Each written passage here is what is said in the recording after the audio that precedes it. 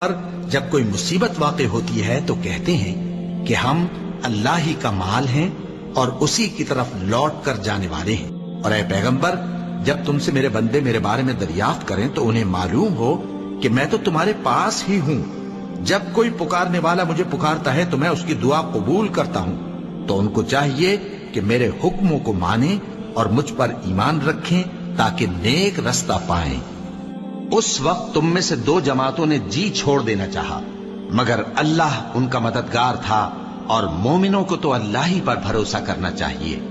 اور اس مدد کو تو اللہ نے تمہارے لیے ذریعہ بشارت بنایا، یعنی اس لیے کہ تمہارے دلوں کو اس سے اطمینان حاصل ہو، ورنہ مدد تو اللہ ہی کی طرف سے ہوتی ہے جو غالب ہے، حکمت والا ہے۔ اور بددل نہ ہونا اور نہ غم کرنا، اگر تم سچے مومن ہو تو تم ہی غالب رہو گے۔ یہ تمہارے مددگار نہیں